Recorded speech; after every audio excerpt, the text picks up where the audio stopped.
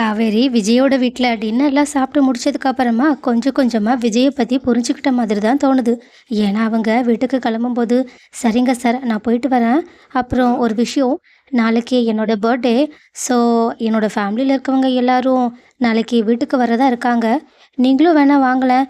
நீங்களும் உங்களுக்கு யாரும் சொந்தக்காரங்க இல்லைன்னு சொல்கிறீங்க, எங்கேயும் வெளியே போனதில்லாத மாதிரி தான் இருக்குது.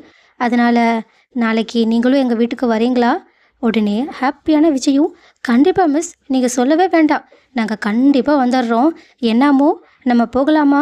ஆப்பா போகலாம் அப்படின்னு ஹாப்பியாக அவங்க சொல்லிக்கிட்டு இருக்கும்போது, சாரதாவுக்கோ செம்ம ஷாக்கு.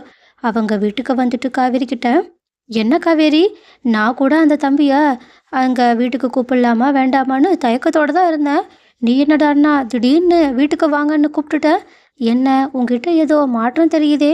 இல்லைம்மா, அவங்க மேலே எனக்கு கொஞ்சம் பேடான இம்ப்ரெஷன் இருந்துச்சு தான், நான் இல்லைன்னு சொல்லலை. ஆனால் வீட்டுக்கு போயிட்டு அவங்களோட ஒய்ஃபுக்காக என்னெல்லாம் பண்ணியிருக்காங்க, அவங்க ஒய்ஃபை இன்னும் எவ்வளோ லவ் பண்ணுறாங்கன்னு எல்லாத்தையுமே தெரிஞ்சதுக்கப்புறமா அவங்க மேலே இருந்த எல்லா எண்ணமுமே மாறிடுச்சுமா.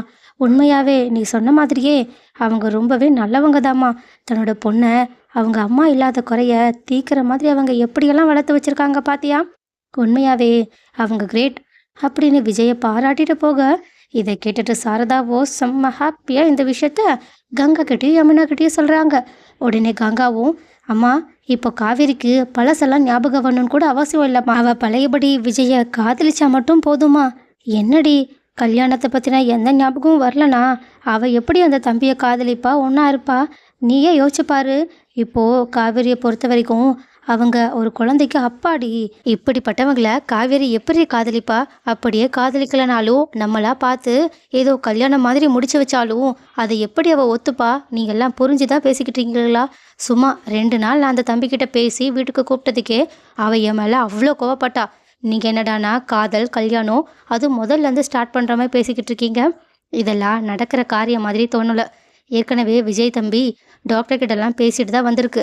காவேரிக்கு ஏற்கனவே நடந்த விஷயத்த ஞாபகப்படுத்துறதுக்கு அதே மாதிரியே நம்ம பண்ணணுமா. அப்படி பண்ணால் கண்டிப்பாக அவளுக்கு ஞாபகம் வர வாய்ப்பு இருக்குன்னு சொல்லியிருக்காங்கன்னு சொல்ல, ஆனால் யமுனாவும், போமா, இந்த 5 வருஷத்தில் அக்காவுக்கு ஒன்றுமே ஞாபகம் வரல. இதுக்கப்புறமாவும் எவ்வளோ நாள் கழிச்சு ஞாபகம் வரும் நமக்கு தெரியல. ஆனால் நம்ம வெயிட் பண்ணலாம், அக்காவெல்லாம் வெயிட் பண்ண வைக்கக்கூடாது. ஏற்கனவே அவளுக்கும் வயசு ஏறிக்கிட்டே போகுது. எப்படினாலும் கண்டிப்பாக காவேரியோட மனசுக்குள்ள அவளுக்கே தெரியாம விஜய் மேல இருக்க காதல் இருக்கதான் செய்யும். என்ன, அவளுக்கு இப்போதைக்கு விஜய் பண்றதெல்லாம் புதுசா இருக்கனாலையும் ஏதோ அட்வான்டேஜ் எடுத்துக்கிற மாதிரி தெரியறனாலையும் தான் அவ கோவத்துல இப்படியெல்லாம் பேசிக்கிட்டு இருக்கா. ஏன் நீயே சொல்லு.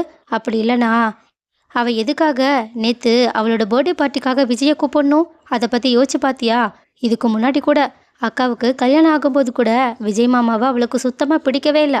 ஆனால் மாமா கூட பழக பழக அவளே எந்த அளவுக்கு விஜய் மாமாவை காதலிச்சா, அதே மாதிரி தான் இப்பையும் அவள் மாமா கூட பழக பழக கண்டிப்பாக ஆரம்பத்தில் எப்படி காதலிச்சாலோ அதே மாதிரி காதலிக்க ஆரம்பிப்பா. அப்புறம் இவங்க 2 பேரும் காதலிக்கிற விஷயம் ஏதோ நமக்கு தெரிஞ்ச மாதிரி காட்டிக்கிட்டு அப்படியே கல்யாணம் வரைக்கும் நம்ம எடுத்துகிட்டு போயிடுவோம். கல்யாணத்துக்கு அப்புறமா காவேரி அக்காவுக்கு ஞாபகம் வந்தாலும் பிரச்சனை இல்லை, ஞாபகம் வரலனாலும் பிரச்சனை இல்லைல்ல. ஏன்னா நீயே யோசிச்சுப்பாரு, இந்த 5 வருஷம் அக்கா இல்லாமல் மாமா எந்த அளவுக்கு கஷ்டப்பட்டிருப்பாங்க. நீங்கள் சொல்கிறதெல்லாம் எனக்கு நல்லா புரியுது. ஆனாலும் இந்த காவேரியை நினச்சா எனக்கு பயமாக இருக்குது.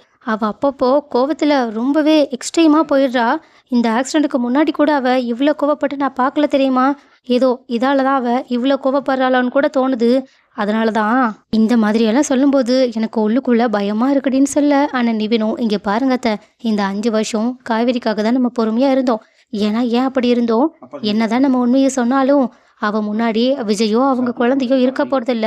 அந்த கஷ்டத்துக்கு நம்ம இவகிட்ட உண்மையை சொல்லாமல் இருக்கலான்ற முடிவெடுத்தோம். ஆனால் இப்போது அதுக்கான அவசியமே கிடையாதுல்ல. அதான் விஜயும் அவள் குழந்தையும் அவள் கூடையே வாழ போகிறதுக்கான எல்லா விஷயமும் அவன் முன்னாடியே இருக்கும்போது நம்ம எதுக்காக இந்த விஷயத்த இன்னுமே தள்ளி போடணும்? எனக்குமே கங்காவும் யமுனாவும் சொல்கிறது கரெக்டுன்னு தான் படுதுன்னு சொல்ல, அதுக்கு சாரதாவும், சரிங்க தம்பி, நீங்களாம் ஒரு விஷயத்த சொல்கிறீங்க, நீங்கள் என்ன பண்ணாலும் பரவாயில்ல, கடைசியில் காவேரி நல்லபடியாக சந்தோஷமாக மாப்பிள்ளை கூட சேர்ந்து வாழ்ந்தால் மட்டும் எனக்கு போதும் அப்படின்னு சொல்ல, உடனே நிவின், அவ்வளோதானே, இன்னைக்கே பாருங்க, நாங்கள் இதுக்கான ஏற்பாடு பண்ணுறோன்னு சொல்லிட்டு கங்காவை பார்க்க, கங்காவும், ஆமாம்மா, காவேரி கிட்ட எப்படி பேசுறதுன்னு எனக்கு நல்லா தெரியும்னு சொல்லிட்டு அவங்க பர்த்டே பார்ட்டி அப்போ காவேரி எல்லாம் கேக்லாம் வெட்டி முடிச்சதுக்கு அப்புறமா அவங்க கூட சேர்ந்து ஃபோட்டோலாம் எடுத்ததுக்கு அப்புறமாவும் கங்கா காவேரி கிட்ட போயிட்டு, "என்ன காவேரி, என்ன ஏதோ ஸ்பெஷலா இருக்கிற மாதிரி தோணுது?" "இல்லையேக்கா, அப்படியெல்லாம் ஒன்றும் இல்லையே." "இல்லடி, நீ எப்போயும் விட இப்போ ரொம்பவே ஸ்பெஷலாக இருக்க மாதிரி தெரியுது. அப்புறம் அங்கே உன்னோட ஸ்கூலில் படிக்கிற குழந்தையோட அப்பா வந்திருக்காங்கல்ல, அவங்கள பாரேன்." "ம், ஆமாக்கா, நான் தான் கூப்பிட்டேன்." "என்ன, நீயே கூப்பிட்டியா?" "ஆமாக்கா, அவங்க ரொம்பவே நல்லவங்க. அவங்க குழந்தைக்காக அவங்க அவ்வளோ விஷயம் பண்ணுறாங்க தெரியுமா? அந்த குழந்தையே எனக்கு ரொம்பவே பிடிச்சிருக்குக்கா. அவளும் என்கிட்ட ரொம்பவே பாசமாக ஒட்டிக்கிட்டா. அப்புறம் அவங்களுக்கு ஒய்ஃப் கிடையாது. அவங்களோட ஒய்ஃப் இறந்துட்டாங்கன்னு நெனைக்கிறேன். ஆனா, இப்ப வரைக்கும் அவங்க அவங்களோட ஒய்ஃப தான் நெனச்சு பார்த்துட்டு ரொம்பவே வருத்தப்பட்டுக்கிட்டு இருக்காங்க தெரியுமா? ரொம்பவே நல்லவங்கக்கா. இந்த மாதிரி ஒருத்தர நான் பார்த்ததே கிடையாது. ஏன் ஆரம்பத்தில கூட அவங்க தப்பானவங்கன்னு நெனச்சேன். ஆனா, அவங்க கிட்ட பேச பேச அவங்களோட குணம் எல்லாமே ரொம்பவே நல்ல குணம்னு புரிஞ்சிருச்சு. ஏன் இப்ப தான் அம்மா எதுக்காக விஜய் கிட்ட இவ்ளோ அட்வான்டேஜா பேசுறாங்கன்னு புரிஞ்சுச்சுக்கா. அப்ப கங்காவும் ஒரு மாதிரி காவேரிய பார்த்துட்டு, "சரி, சரி. நீ சொல்றத பார்க்கும்போது, இந்த பையன நேர்ல பார்க்கும்போது எனக்கு உண்மையாவே அவங்க ரொம்பவே நல்லவங்க மாதிரி தான் தோணுது.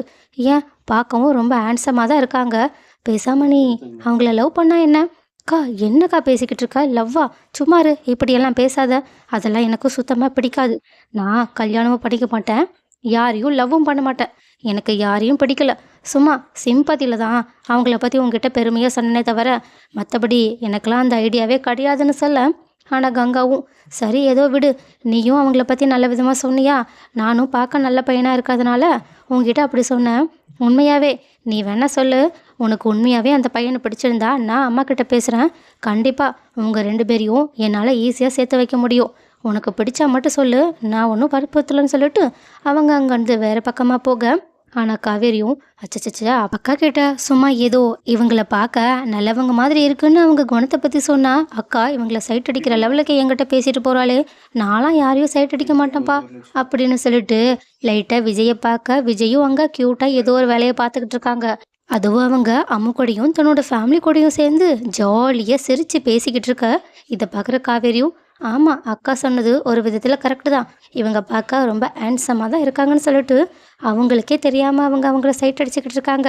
பட் அந்த பக்கமா போறேன்னு சொல்லிட்டு போன கங்காவும் திரும்பி காவேரிய பார்த்தா, காவேரி சிரிச்சுக்கிட்டே விஜய பார்த்துக்கிட்டு இருக்கத பார்த்துட்டு அவங்களுக்குமே மனசுக்குள்ள, கண்டிப்பா நம்ம போற பிளான் எல்லாம் சக்ஸஸ் தான் ஆகப்போகுது. ஆனா என்ன, நம்ம இங்கேயே இருந்து ஏதாவது பண்ணணும்னு சொல்லிட்டு யமுனா கிட்ட போயிட்டு, "யமுனா, உனக்கு போஸ்டிங்க்கு எப்போ ஊருக்கு போகணும்? அதுக்கு இன்னும் 1 வாரம் டைம் இருக்குக்கா. சரி பேசாம நம்ம 2 பேரும் ஏன் இங்கேயே இருக்கக்கூடாது? ஏன்க்கா, என்ன திடீர்னு?" "அதான் நான் ஏற்கனவே சொன்னேன்ல, எப்படியாவது காவேரியையும் விஜயையும் நம்ம சேர்த்து வைக்கணும். அதுக்கு அம்மா மட்டும் இருந்தா போதாது. அம்மா எல்லாத்துக்கும் பயந்துகிட்டே இருப்பாங்க. நம்மளா தான் ஏதாவது பண்ணணும். அதனால நீ இங்கே இருக்கியா? நான் வேணா நிவின் கிட்ட கேட்கட்டுமா?" உடனே கரெக்டா அங்க வந்த நிவினும், "என்கிட்ட கேட்கறதுல என்ன இருக்கு? நீங்க இங்கேயே இருக்கலாம். ஏன், எனக்குமே பிஸ்னஸ்லாம் முடிஞ்சிருச்சுன்னா, என்னோட வேலை முடிஞ்சிருச்சுன்னா நானும் அப்பப்போ இங்க வரேன். சரியா?" அப்படின்னு பேசிக்கிட்டு இருக்கும்போதே, "என்ன 3 பேரும் என்ன பேசிக்கிட்டு இருக்கீங்கன்னு?" காவேரி அங்க வர, கங்கா உடனே, "இல்லடி, ஏற்கனவே பாப்பாவுக்கு ஸ்கூல்லாம் ரொம்ப போய் போய் டயர்டா இருக்கா. அதனால தான் 1 வாரம் ஸ்கூலுக்கு லீவ் போட்டுட்டு நாங்க எல்லாரும் இங்கேயே உன் கூட டைம் ஸ்பெண்ட் பண்ணலான்னு இருக்கோம்." "என்ன, நான் ஒரு 2 நாள் கூட இருந்துட்டு போன்னு சொன்னா கூட கேட்க மாட்டேன். இன்னைக்கு என்னடான்னா வாரம் இங்கேயே இருக்க போறேன்னு சொல்லிக்கிட்டு இருக்க. என்ன, என்ன வேலைக்காக இங்க இருக்க?" "ஏ, ஏன், இது எனக்கும் எங்க அம்மா வீடு தான். அதனால நான் இங்க இருக்கிறதுல என்ன தப்பு?" "இல்ல, இல்ல. நான் தப்புலாம் ஒண்ணும் சொல்லல. ஏன்னா, உன்னோட பேச்சு மொழியும் சரியில்ல. அதுவும் 3 பேரும் ஏதோ ஒரு விஷயத்த பிளான் போடுற மாதிரியே தோணுது." "இல்ல, இல்ல. அப்படியெல்லாம் ஒண்ணும் கிடையாது. உனக்கு அப்படி சந்தேகமா இருந்துச்சுன்னா, நாங்க இங்கேருந்து இப்பவே கிளம்பி போறோம். என்னம்மா, நாங்க போயிட்டு வரட்டுமா?" "ஏய், என்னடி? இருக்கிறவங்களையும் நீ இருக்க விட மாட்ட போலயே. சும்மா இரு. நீங்க எவ்வளோ நாள் நல்லா இங்க இருக்கலாம். இங்கே இருந்துட்டு போங்கன்னு" சொல்லிக்கிட்டே இருக்கும்போது, அங்க வந்த விஜயும், "இல்ல, எல்லாரும் என்ன பேசிக்கிட்டு இருக்கீங்க?" "இல்ல தம்பி, எல்லாரும் இங்கேயே ஒரு 1 வாரம் இருக்கிறதா சொல்லிக்கிட்டு இருக்காங்க." உடனே பாப்பா, அதாவது அம்மா பாப்பாவும், "இங்கேயே 1 வாரம் எல்லாரும் இருக்க போறாங்களா? அப்ப நானும் இங்க டெய்லியும் வரட்டுமா? ஏன்னா இவங்க கூட விளையாடுறது எனக்கு ரொம்பவே பிடிச்சிருக்குன்னு" சொல்லிட்டு கங்காவோட குழந்தைய பத்தி பேச, உடனே அந்த குழந்தையும், "ஆமா, ஆமா. அம்மு டெய்லியும் வீட்டுக்கு வரட்டும். அம்மு, நீ ஸ்கூல் முடிச்சதுக்கு அப்புறமா டெய்லியும் இங்க வா. நம்ம ஜாலியா விளையாடலான்னு" சொல்ல, இதை கேட்ட கங்காவுக்கும் யமுனாவுக்கும், நம்ம பிளான் போடாமயே எல்லாமே கரெக்டா நடக்குதேன்ற சந்தோஷம். ஆனா காவேரி தான் இவங்க எதுக்காக இங்க இருக்காங்கன்றத புரிஞ்சுக்கிட்டு ஒரு மாதிரியா கங்காவை முறைச்சு பார்க்குறாங்க. ஆனா கங்காவும் எதை பத்தியுமே கண்டுக்காம, "சரி, சரி. நம்ம அடுத்து சாப்பாடு சாப்பிடலாமான்னு சொல்லிட்டு அடுத்த வேலைகளை பார்க்க போயிடுறாங்க. ஆனால் காவேரியும் அக்கா கிட்ட, அக்கா நீ என்னக்கா பண்ணிக்கிட்டு இருக்க? இங்கே பாரு, எனக்கு அவங்க மேலலாம் எந்த ஒரு ஃபீலிங்கும் கிடையாது. நீ தேவையில்லாமல் அது இதுன்னு யோசிக்காத. ஏ என்ன? நான் சும்மா இவளுக்கு லீவுன்றனால இங்கே தங்கலான்னு இருந்தேன். ஆனால் நீ என்ன, நீயே கற்பனை பண்ணி உன்னையும் அந்த விஜயையும் சேர்த்து வைக்கிறதுக்காக தான் நாங்கள் எல்லாரும் மெனக்கட்டு இங்கே இருக்கிற மாதிரி யோசிக்கிறேன். என்ன உன் மனசுக்குள்ளே அப்பனா அப்படிப்பட்ட ஒரு ஆசை இருக்கா என்னன்னு அப்படியே காவேரி கிட்ட போட்டு வாங்க. உன்கிட்ட இதுக்கு மேலே பேச முடியாதுன்னு அவங்க உடனடியாக அங்கேருந்து கிளம்பி போகிறாங்க. அப்போ இதை பார்த்த விஜயும் இங்கே என்ன நடந்துக்கிட்டு இருக்குன்னு கேட்க, கங்காவும் யமுனாவும் அவங்களோட பிளான் மொத்தத்தையுமே போட்டு உடைக்கிறாங்க. இதை கேட்டுட்டு செம்ம ஜாலியாக சிரித்த விஜயும், சரி சரி நீங்களும் பிளான் போடுங்க, நானும் ஒரு பக்கம் என் சைட்லேருந்து ட்ரை பண்ணுறேன். எப்படியாவது காவிரியை என்னை காதலிக்க வைக்கிறதுக்கு நான் என்னனாலும் பண்ணுவேன்னு உங்களுக்கு தெரியும். நான் என்ன பண்ணுறேன்னு மட்டும் பாருங்கன்னு சொல்லிட்டு அவங்களும் சிரிச்சுக்கிட்டே இருக்கா. சாரதாவும் எப்பவுமே என் குடும்பம் இப்படியே சிரிச்சுக்கிட்டே இருக்கணும்னு ஹாப்பியாக நின்றுக்கிட்டு இருக்காங்க. ஸோ கைஸ், ஒரு வழியாக மொத்த குடும்பமும் சேர்ந்து விஜயையும் காவேரியையும் சேர்த்து வைக்கிறதுக்காக சூப்பரான பிளான் போடுற மாதிரி தான் தெரியுது. ஸோ கூடிய சீக்கிரம் விஜயும் காவேரியும் ஒன்று சேரணும். அண்ட் ஆல்சோ காவேரிக்கு என்னதான் பழைய ஞாபகங்கள் வரலனாலும் அவங்க பழையபடி விஜய் கூட சேர்ந்து சந்தோஷமாக அவங்களோட வாழ்க்கையை ஆரம்பித்தா நல்லா இருக்கும்னு யாரெல்லாம் நினைக்கிறீங்க? அண்ட் ஆல்சோ இங்கே அன்புக்கு வேற காவேரி மறுபடியுமே விஜயோட வாழ்க்கைக்குள்ளே வர்றதில் சுத்தமாக விருப்பமே கிடையாது. அப்புறம் இந்த பசுபதியோட கதையும் என்னாச்சுன்னு இது வரைக்கும் தெரியல. ஸோ கண்டிப்பாக விஜயும் காவேரியும் என்னதான் சேரதுக்காக மொத்த குடும்பமும் சேர்ந்து பிளான் போட்டாலும் இன்னொரு பக்கம் அவங்க சேரக்கூடாதுன்னு நினைக்கிற வில்லன்ஸ் இன்னுமே இருக்காங்க.